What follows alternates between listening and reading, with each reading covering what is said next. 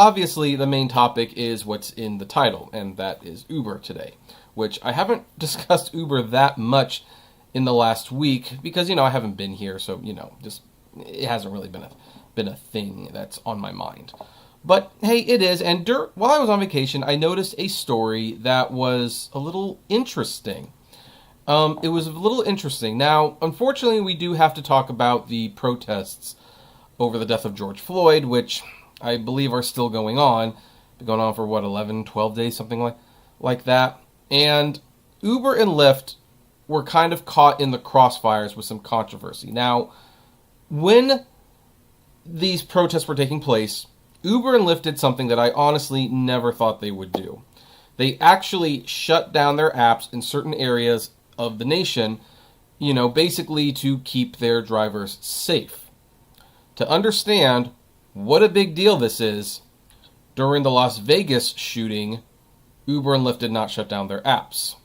During earthquakes, Uber and Lyft did not shut down their apps. During national disasters that involve tsunamis and whatever, Uber and Lyft did not shut down their apps.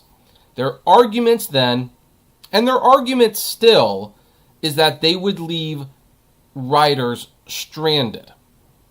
Now then, during the protests of the death of George Floyd, Uber and Lyft did shut down the apps. Now, Uber's response to why they shut down the apps was because I won't say riders, looters, I will say, were using Ubers to get away with stuff in their cars. Now, or at least, actually, I should backtrack. They did that. They said that because Mayor Bill de Blasio said that looters were using the Uber and Lyft apps to, steal stuff from local businesses. And as a result, he signed an executive order to shut it down. And then Uber and Lyft did the same. And then they did it in other areas where there were no executive orders. Now, this has not been proven, of course. However, the thing is, I've picked up people when I did it who did drug deals in Ubers. I mean, you see videos on YouTube of people doing drug deals in their Uber. So it wouldn't surprise me if a looter would use Uber as kind of a getaway vehicle. We've even seen robbers use them as a getaway vehicle. But Uber and Lyft were praised by many, including me, that, hey, this was absolutely the right thing to do. It's not safe out there. It's dangerous, and just one wrong look can get your car absolutely destroyed. I agreed with this decision. Here was the interesting thing. Behind the scenes, Uber and Lyft did not agree with the curfew. They didn't want to do the curfew. And in fact, Uber had a really, really crummy reason for not wanting to do the curfew. Or maybe not even reason. I should say condition for following the curfew. And this of course will make you shake your head, because of course it will. Now then, we'll skip the opening, because we all know, we just talked about why why the protests are going on. But New York opted to suspend Uber, Lyft, and Via during curfews. Mayor Bill de Blasio said on CNN on Tuesday that the decision was made because, quote, looters were using them, although the city has not backed up the claim. And it'd be very hard to back that up. In San Francisco and Oakland, California, the company said city officials asked Uber and Lyft to suspend service because, there was a lot of protesting, especially in those areas, and in Los Angeles. But a Bay Area operations manager for Uber said in an internal email obtained by the Washington Post that the company does not plan to stand down easily. And here was their reason why. The manager said in this email, the shutdown will be contingent on Lyft shutting down operations first. Let us repeat that. The shutdown will be contingent on Lyft shutting down operations first. A subsequent email on Monday said the company executives signed off on the plan. Eventually, however, Uber paused trips in San Francisco and part of Oakland, while Lyft halted service only in downtown Oakland. San Francisco officials later decided that ride-hailing was allowed. Now, here's the story in this Washington Post article, and this really does show that no matter how good of intentions Uber and Lyft appear to have, and again, if you saw my live stream last week, the one live stream I did, I agreed with Uber and Lyft shutting down their services. Like, you need to protect the drivers at that point. And that is not the time to be doing Uber and Lyft. Also, traffic. So, you're not going to be making a lot of progress anyway. But then you read this, and then Uber and Lyft come out and they say, hey, we care about the drivers. We're doing this because, we want to be responsible. We want to be all those things. And yet, you read this article, and you see this email, and you find out that, no, Uber did not care about you. Uber didn't care about you. They don't. They never will. This was not about doing the right thing. This was not about safety. This was about basically not ceding market share to Lyft.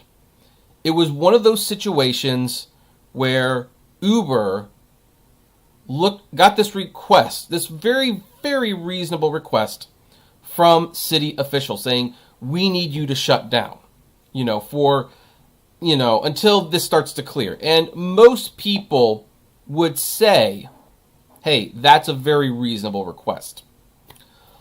Unfortunately, Uber just looked at the situation and said, well, if we shut down, we concede market share to Lyft. Lyft needs to shut down first. I know Dara Khosrowshahi, he doesn't watch my videos. I know he doesn't. But if he was, and he was watching this video, I would like to ask him, personally, what happened to we do the right thing, period? We do the right thing, period. What happened to that motto? You came in to this turbulent and chaotic company that cheated, swindled, and stole. And you decided you were going to reshape Uber's image to be one that does good. So you said our new motto is, we do the right thing, period. Well, here's the situation. To do the right thing would be to shut down the apps, even without the city officials asking you to. Now, the city officials ask you to, you should respect the city officials' request, because that's what doing the right thing is, period. And your response wasn't to do the right thing, period. Your response is, we're not doing it until Lyft shuts down first. We're not. So, yeah. And as Steven has just pointed out in the live chat, we do the right thing, period, except, and that's what this comes off. Yeah, we do the right thing, period, except when it doesn't suit us. Yeah, Uber could have easily led the charge. Heck, they could have shut down the app without the city officials asking them. They could have made changes to the Uber platform during the C virus pandemic, which is still going on, by the way, so stay safe out there if you protest. And they could have made those changes before anyone even requested them. But not only do they have to wait until the government comes in and requests them, but then they even fight with the government because, hey, if we do the right thing, we concede market share to Lyft. As if the city officials weren't going to ask Lyft and Via in this case, to also shut down. Like, it's absolutely insane that this company keeps trying. They keep acting like there's some good about them, that they're going to actually do the right thing, that they can be trusted. And they beg to be trusted. And then they do things like this. And it's like, why on earth is this a thing? I don't know. I don't know. 4 years about talking about this company, and I mean, it's amazing when people come into my chat and say like, oh, here you are, you're complaining about Uber again. It's like, well, yeah, well, why wouldn't I? Well, why wouldn't you? Why wouldn't you in all of this? So anyway, that brings this topic to an end. What do all of you who are watching this in the future think about this? Do you think Uber did the right thing? Do you think they didn't do the right thing? What would you have done in Uber's case? And what would you, as a customer, a driver, whatever, would have liked to see them do? I'd love to know. Comment below and share your thoughts.